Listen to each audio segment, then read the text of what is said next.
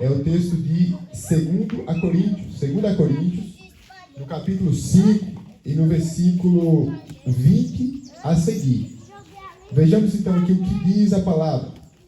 Portanto, somos embaixadores em nome de Cristo, como se Deus exortasse por meio de nós. Em nome de Cristo, pois, pedimos que vocês se reconciliem com Deus.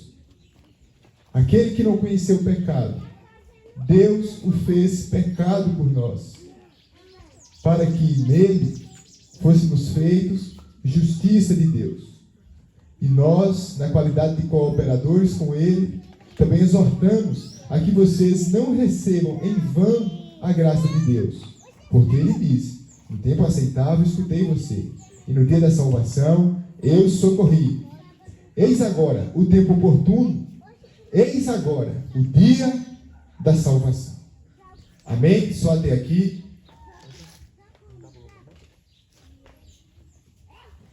Amém? Esse texto nós acabamos de ler.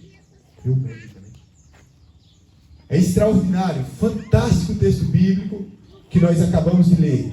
E eu quero meditar rapidamente com você, querido ouvinte, nesse texto. Eu vou procurar ser o mais claro e o mais breve possível, para que você entenda aqui o que o texto, que a palavra que nós acabamos de ler está a dizer.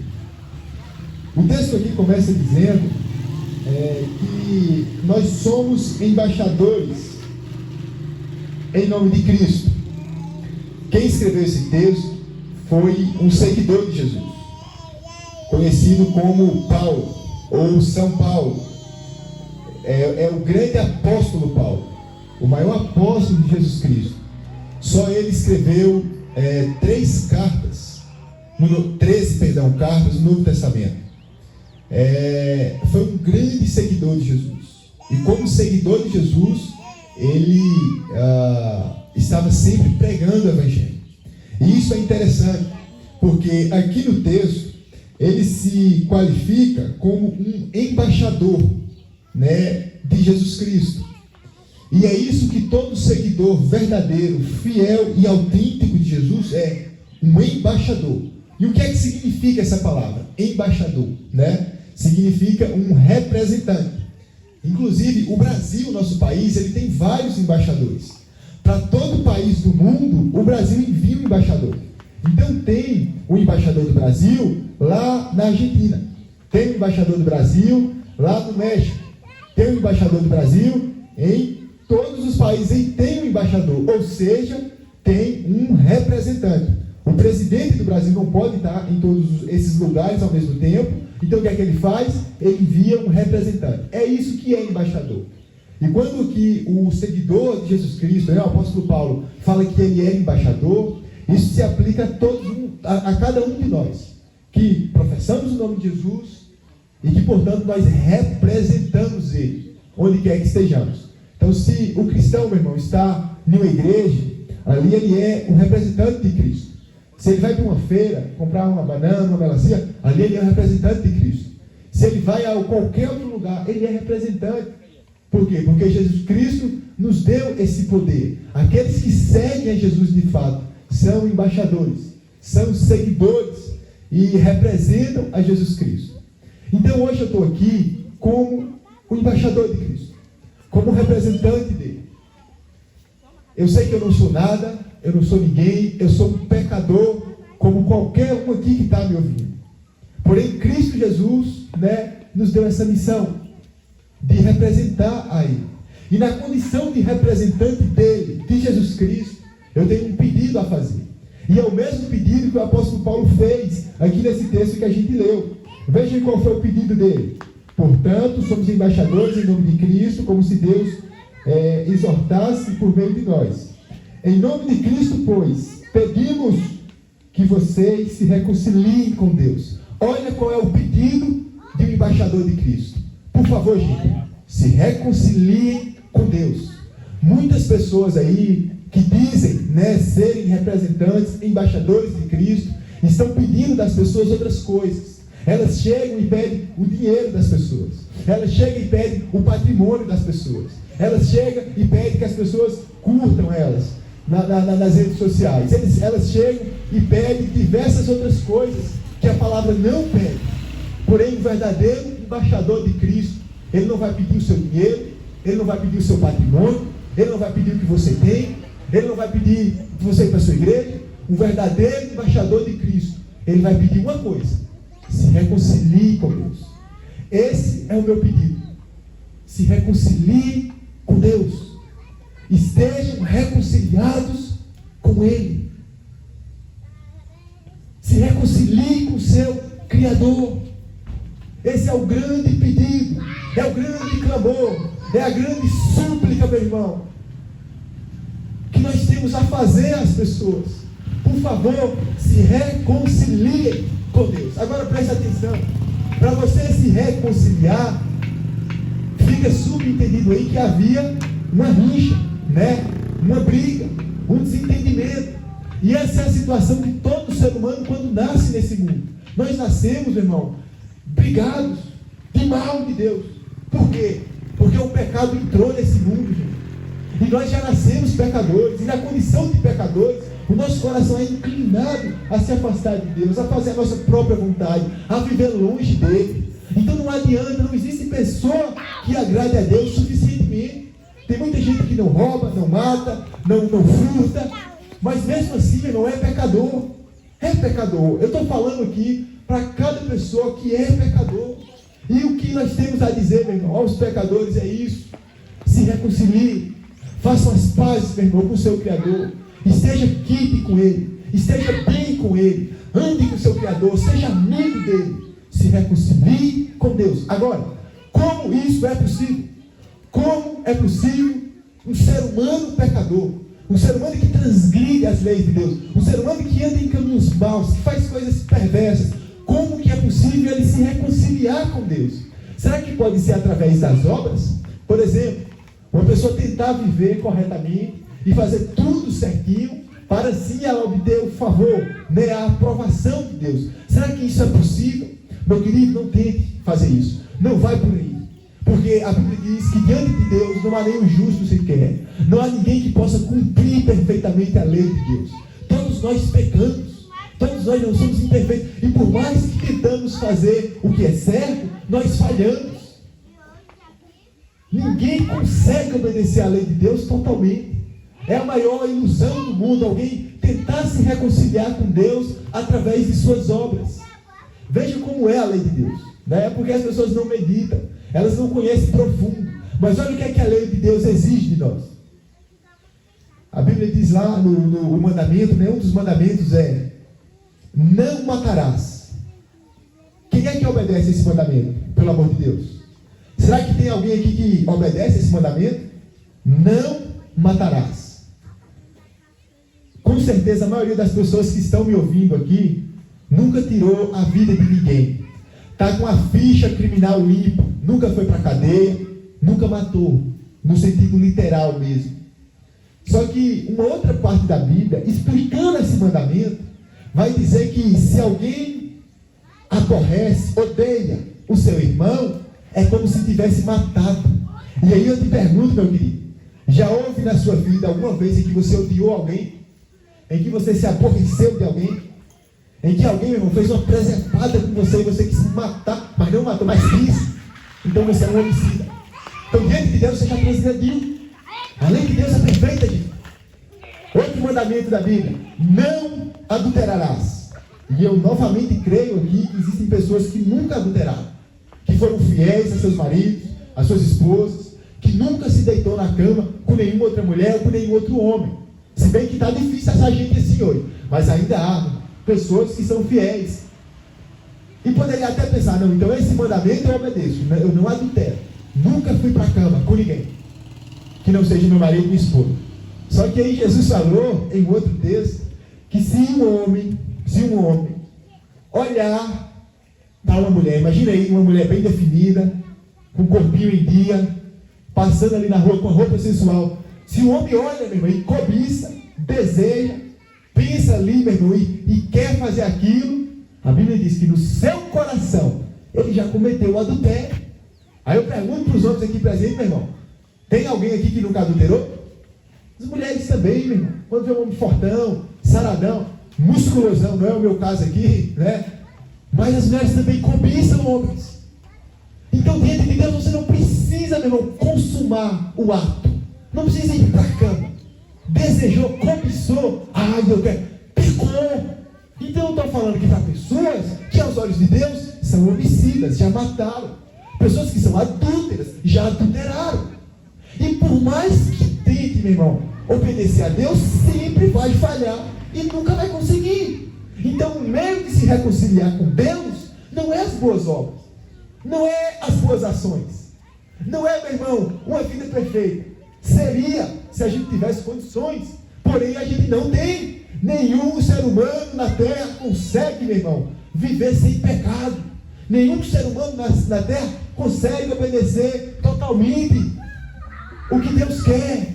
Então é isso o grande dilema, o grande problema. Como um ser humano pecador pode ser reconciliado com Deus?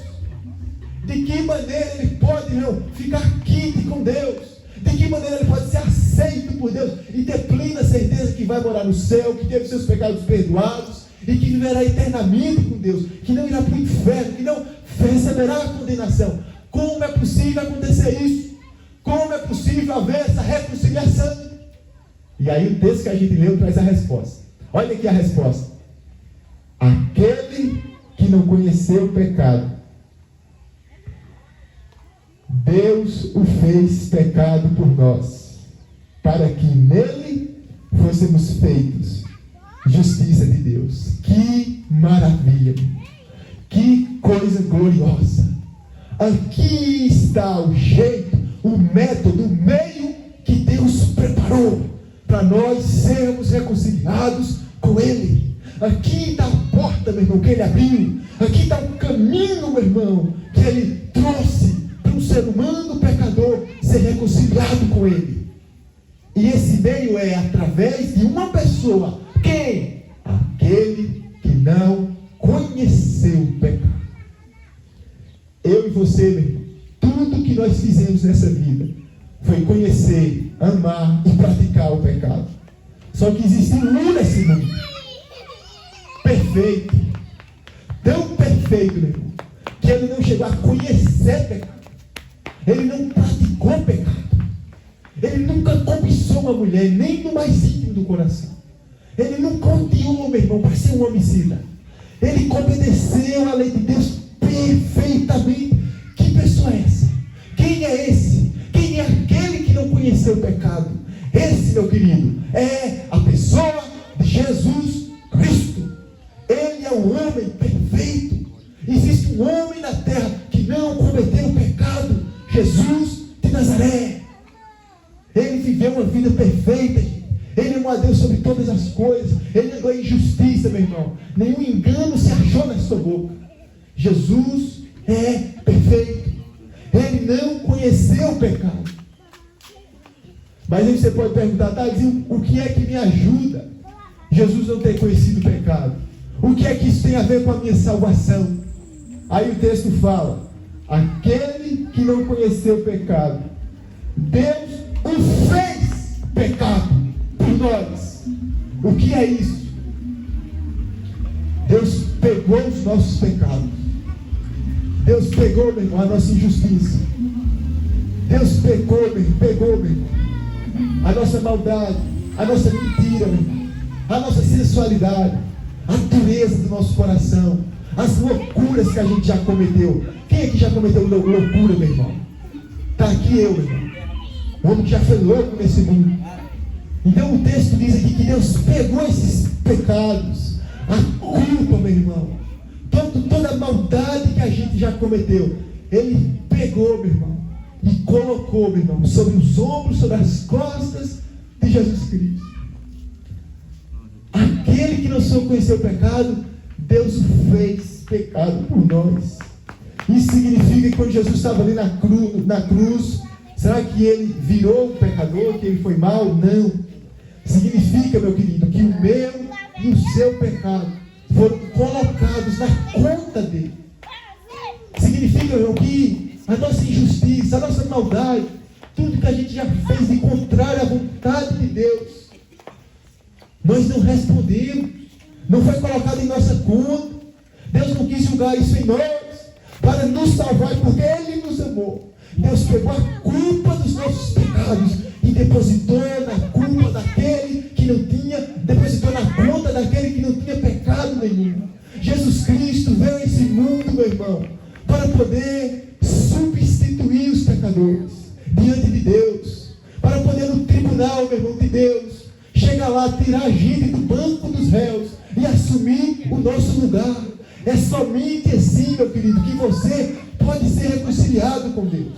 É somente através da obra de Jesus Cristo. Foi Ele, meu irmão, que não teve pecado e que assumiu o nosso lugar. Foi Ele que foi para a cruz, meu irmão, como um criminoso, para substituir eu e você, que nós sim somos criminosos. Então é através de Jesus. É através do que Ele fez. É através dele ter se entregado por nós. Ele que não conheceu o pecado, Ele assumiu o nosso pecado. E assumindo o nosso pecado, Ele pagou por esse pecado. Ele sofreu a punição desse pecado. O que o pecado merecia, meu irmão, Deus puniu nele. E é por isso que, para aqueles que estão em Cristo Jesus, aqueles que recebem Jesus, aqueles que aceitam esse sacrifício, não há mais culpa, meu irmão. Não há mais condenação. Tudo já foi pago, tudo já foi quitado. E é por isso que a gente tem que anunciar essa mensagem. Gente, é porque só tem um meio de salvação. É através de receber Jesus de Nazaré. Aquele que não conheceu o pecado, Deus o fez pecado por nós, para que nele, em Jesus, nós fôssemos feitos justiça de Deus. Quem crê em Jesus Cristo, quem realmente anda com Jesus, quem realmente recebe esse Salvador, ele é justiça de Deus, meu irmão. Diante de Deus ele é justo, ele é quente, meu irmão, não deve nada. Aí existe uma história, para ilustrar isso aqui, né? De um homem, que ele tinha muito medo do inferno. Ele se preocupava muito com a sua alma, porque ele sabia que ele era um pecador. Ele sabia, meu irmão, que ele estava em débito com Deus, que ele estava em dívida, que ele precisava ser reconciliado. E ele tentava através das boas obras, mas nunca conhecia, nunca conseguia se reconciliar. Até um dia, meu irmão, que ele conheceu Jesus Cristo. Ele ouviu falar dessa mensagem que você está ouvindo hoje. Ele recebeu Jesus e ali ele sentiu o perdão, o completo perdão. Aí um dia ele teve um sonho, que Satanás chegou para ele e começou a escrever numa parede bem grande todos os pecados, irmão, que ele tinha feito. Aqui você mentiu aquele dia, nesse outro dia aqui tinha uma pessoa necessitada, você não ajudou, nesse outro dia aqui, meu irmão, você cobiçou não sei quem, nesse outro dia aqui, meu irmão, você quis matar não sei quem, nesse outro dia aqui, meu irmão, você fez isso, nesse outro dia aqui fez aquilo, e encheu a parede de um monte de pecado, meu irmão, desse camarada. Aí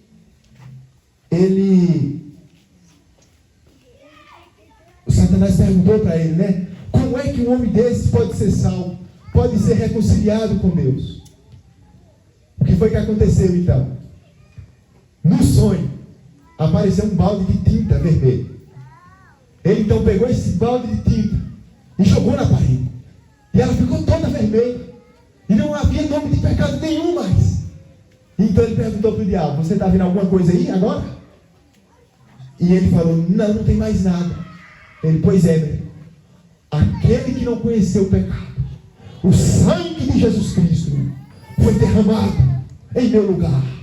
E por causa que ele pagou o preço, meu irmão, para minha salvação, não há mais nenhum pecado diante de Deus. Agora eu fui feito justiça de Deus. E é isso, meu querido, que Deus faz. É isso que Deus quer fazer através de Jesus Cristo.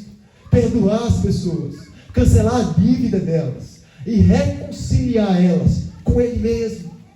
Então, meu querido, voltando lá para a história do embaixador, o que é que a gente tem aqui a fazer? O versículo seguinte diz, e nós, na qualidade de cooperadores com Deus, também exortamos a que vocês não recebam em vão a graça de Deus. Meu querido, não receba em vão esse sacrifício. Não receba em vão essa mensagem. Não receba em vão, meu irmão, o que Deus fez por você através de Cristo Jesus O que é receber em vão? É não dar crédito, é não importar, é não estar nem aí. Ah, Jesus morreu por mim, tudo bem, mas eu vou viver minha vida do jeito que eu quero, do jeito que eu acho. Jesus morreu por mim, mas ele lá e eu cá. Jesus morreu por mim, mas eu não quero saber dele. Jesus morreu por mim, mas eu não me preocupo com a palavra dele. Jesus morreu por mim, mas eu vou viver a vida segundo a tradição dos meus pais. Não vou nem perguntar se essa tradição está certa ou não. Eu vou viver o que eu aprendi, o que meu pai e meu avô me ensinou. É isso que é receber em vão, gente. É não ter um compromisso. É não abrir o coração totalmente para esse Salvador. É não, meu irmão, querer viver unicamente para ele. É isso que é receber em vão. E quantas pessoas do mundo recebem em vão? Ouvem, mas não se arrependem. Dizem que crê, mas não praticam. Então, meu querido, minha querida, não receba em vão o sacrifício de Jesus Cristo, o único que pode te salvar. E o texto finaliza dizendo: eis agora o tempo oportuno, eis agora o dia da salvação. Oh, glória a Deus, meu querido. Esse é o dia que Deus fez para anunciar a salvação aqui em Botafogo. Botafogo é um lugar pequeno, é um povoado pequeno. E povoado pequeno, meu irmão, as notícias repercutem. Com certeza vai estar saindo, domingo, houver um pessoal estranho aí de outra cidade. O que é que ele estava falando? Estava fazendo um bingo, estava fazendo um paredão, estava, meu irmão, falando de alguma igreja específica, da Assembleia ou de qualquer outra. Não, meu. Que Botafogo fique cônscio disso. Esse povo diferente que apareceu aqui hoje, eles veio falar de uma coisa: eis o dia oportuno. Eis, meu irmão, o dia da salvação. Gente, é tempo da gente se arrepender. Não dá mais para a gente viver, meu irmão, longe de Deus. É tempo da gente se reconciliar com Ele. A gente não tem o dia de amanhã. A gente não está vivo hoje, meu irmão, mas não sabe o que vai acontecer daqui 30 minutos. Não dá para a gente viver num mundo mais como esse, meu irmão. Um mundo todo doido, um mundo todo pervertido. Não tem futuro para nós aqui. O futuro, meu irmão, para nós meu irmão, Deus. É nos voltar para Ele. É viver pela esperança, meu irmão, do mundo que Ele reconstruiu na glória, na eternidade. E Ele tem essa salvação para nos dar hoje. Hoje é o dia, meu irmão, de colocar a cabeça no travesseiro na hora que for dormir e lembrar, meu irmão, dessa palavra. Meu Deus, como é que eu estou vivendo? Eu estou realmente debaixo desse sangue de Jesus? Eu realmente creio nele? Ou eu estou vivendo uma fé de fachada? Eis o dia da salvação. Eis o dia de voltar o nosso coração para Deus. Eis o dia de receber o Filho dele e viver para Ele. Durante muito tempo na minha vida, eu vivi dizendo que era religioso, que era cristão, que era católico, que temia a Deus, mas eu vivia como um demônio. Não é isso, meu irmão, que é o perfil de uma pessoa realmente salva. Eu recebia naquele tempo a graça de Deus em vão, até que um dia eu passei a ler a Bíblia. E eu entendi que Deus me quer perto dele, andando com ele, fazendo a vontade dele. E que eu precisava me entregar a Jesus Cristo. Meu querido, que você seja levado a essa mesma conclusão. Que o Espírito Santo toque em seu coração. Que você se entregue a Ele. Faça essa oração. Se entregue, meu Deus. Eu ouvi o Evangelho. Eu não sei quem era aquela pessoa, eu não sei quem era aquele menino, mas eu ouvi e falou comigo a palavra. Que eu preciso me reconciliar com Deus. Não através das boas obras, mas através de Jesus. E eu estou querendo aqui, Senhor, entregar completamente a minha vida ao Senhor. Perdoa os meus pecados e me ajuda a viver segundo a tua vontade. Uma nova vida no teu espírito. E assim, meu irmão, ande com Ele, procure conhecer mais da palavra dEle. E Ele vai fazer toda a obra. Amém? Assim eu quero agradecer essa rica oportunidade em nome do Senhor Jesus Cristo.